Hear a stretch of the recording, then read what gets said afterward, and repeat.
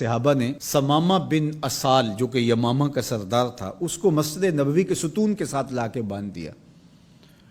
تو آقا کریم علیہ السلام تشریف لائے تو دیکھا کہ ثمامہ بن اسال بندھا ہوا ہے، یمامہ کا سردار ہے، اسلام کا بدترین دشمن تھا اور بہت زیادہ اس نے اسلام کو نقصان بھی پہنچایا۔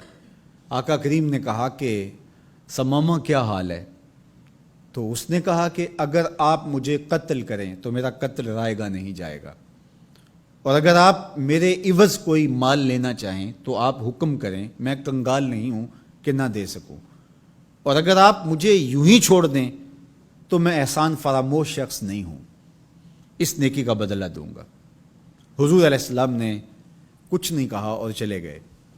دوسرے دن حضور پھر تشریف لائے اور پھر کہا کہ ثمامہ سنا کیا حال ہے؟ اس نے یہی باتیں دوبارہ کی کہ اگر آپ مجھے یوں ہی چھوڑ دیں تو مجھے احسان فراموش نہیں پائیں گے، خاندانی شخص ہوں، اس کا بدلہ چکاؤں گا، اور اگر آپ میرے عوض کچھ لینا چاہیں تو کوئی کنگال شخص نہیں ہوں کہ کچھ دے نہ سکوں، اور اگر آپ جو ہے وہ مجھے قتل کر دیں تو کوئی معمولی شخص نہیں ہوں کہ میرا قتل یوں ہی بھلا دیا جائے گا، اس کے بدلے میں خون کی ندیاں بہیں گی۔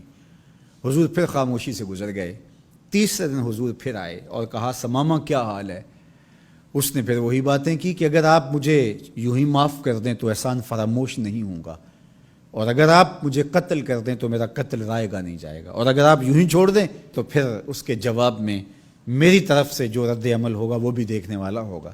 تینوں دن یہی بات کہی، لیکن حضور تینوں دن اس کی گفتگو سنتے رہے۔ اچھا موقع ہے، ایک شخص آیا ہے اور بدترین دشمن ہے، اس کی کونسلنگ کی جائے، اس کو سمجھایا جائے، لیکن ساری باتیں باتوں سے نہیں ہوتی، کچھ نگاہوں کے فیصلے بھی ہوتے ہیں۔ تیرا علاج نظر کے سوا کچھ اور نہیں۔ حضور نے کچھ نہیں کہا، اور تیسرے دن جب حضور نے کہا کہ اس کی رسیاں کھول دو تو اس کی رسیاں کھول دی گئی، تو وہ باہر جاتا ہے، قدم اندر کو اٹھتے ہیں۔ حضور نے تو چھوڑ دیا، لیکن اب وہ جائے تو کہاں جائے؟ پر کاٹ کے میرے کہا صیاد نے مجھ سے، جا تجھے کشمکش دہر سے آزاد کیا۔ ہر قیدی رہائی مانگتا ہے، اور جب اس کو پروانہ ملتا ہے کہ آج تو جیل سے آزاد ہوگا تو وہ اچھلتا کودتا ہوا باہر آتا ہے اور جیل کے سوگوار ماحول کو چھوڑ کے بھاگتا ہے، لیکن جو زلف رسول کا قیدی ہوتا ہے وہ کبھی رہائی چاہتا ہی نہیں ہے۔ تمہاری زلف کے قیدی نرالی شان رکھتے ہیں، کبھی مانگا نہیں کرتے رہائی یا رسول اللہ۔ اب وہ باہر چلا گیا اور غسل کر کے پھر پلٹ آیا اور حضور علیہ السلام کے ہاتھ پہ بیعت اسلام کرتا ہے۔ اسلام لانے کے بعد اب وہ جو پہلی بات کرتا ہے وہ سنیے۔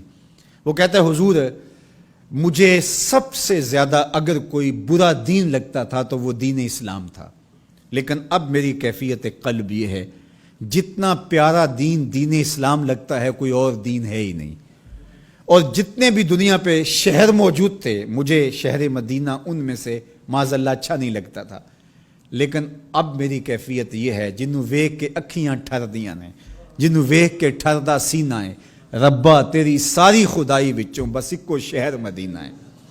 تیسری بات اس نے حضور کے چہرہ انور کے بارے میں کہی کہ پہلے آپ کے بارے میں میری رائے اچھی نہیں تھی، اور اب آپ کے چہرے کو دیکھتا ہوں تو ٹھنڈ پڑتی ہے، روح کو قرار ملتا ہے، ایسا سونا اور حسین چہرہ مجھے کائنات میں کہیں دکھائی نہیں دیتا۔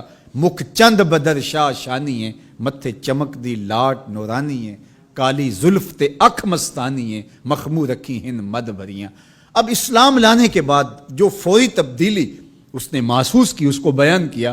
حضور کائنات میں سب سے محبوب چہرہ اگر مجھے نظر آتا ہے تو وہ آپ کا ہے۔ تو ادھر ایمان لایا اور ادھر دل میں یہ تغیر اور یہ تبدیلی پیدا ہوئی۔ تو ایمان کے ساتھ جڑی ہوئی محبت ہے، جب محبت ہوگی تو پھر ایمان ہوگا، اور اگر محبت نہیں ہے تو ایمان کی نفی کر دے گی۔ لا یؤمن احدکم حتی اکون احب الیہ من والدہ و والدہ والناس اجمعین۔ محمد کی محبت دین حق کی شرط اول ہے، اسی میں ہو اگر خامی تو سب کچھ نامکمل ہے۔ تو